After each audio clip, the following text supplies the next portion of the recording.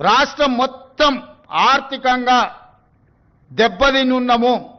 ఒక కుటుంబం విచ్ఛిన్నమైపోయి చిన్నాభిన్నమైపోయి ఆర్థికంగా పూర్తిగా దివాలా తీస్తే ఎట్లుంటుందో తెలంగాణ రాష్ట్ర ప్రభుత్వం యొక్క ఆర్థిక వ్యవస్థ అట్లనే ఉంది. ఎవరికైనా అనుమానం ఉంటే ఉన్న అన్ని లెక్కలు బహిరంగంగా చెప్తా.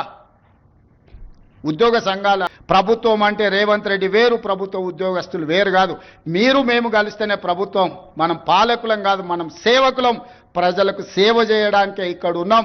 సంఘాల నాయకులారా, కార్మిక సంఘాల నాయకులారా, అది ఆర్టీసీ కావచ్చు, సింగరేణి కావచ్చు, విద్యుత్ కార్మికులు కావచ్చు, ప్రభుత్వ ఉద్యోగస్తులు కావచ్చు, మీకు అందరికీ నేను విజ్ఞప్తి చేస్తున్నా, సవినయంగా మనవి చేస్తున్నా, మన బాధ్యతలు మనం నిర్వహించుకుందాం.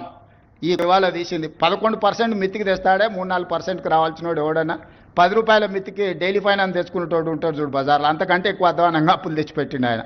హ్యాపీగా పోయి ఫామ్ హౌస్లో దుప్పటి కప్పుకొని పండుకు సావునరా మీ సావు అని. 3 నెలలకు ఒకసారి బయటకు వస్తాడు, తిడతాడు, పోతాడు. అది ఫెయిలు, ఇది ఫెయిలు, ఇది ఫెయిలు, అది ఫెయిల్ అని. ఆయనకేముంది, ఆనందంగా ఉంది. ఆ చెప్పేటప్పుడు ఫేస్లో ఎంత ఆనందంగా అనిపిస్తుంది అంటే, మరి నువ్వెట్లో ఇవన్నీ హామీలు ఇచ్చినావు అని ఒక ఆయన అడిగాడు. 3 లక్షల కోట్ల అప్పు ఉంది, ప్రతి సంవత్సరం 3 లక్షల కోట్ల ఆదాయం ఉందని బడ్జెట్ పెట్టాడు. 3 లక్షల కోట్ల అప్పు ఉండి 3 లక్షల కోట్ల ఆదాయం ఉంటే ఓసి ఇదెంత సంసారం చక్కదిద్దొచ్చని నేను అనుకున్నాను.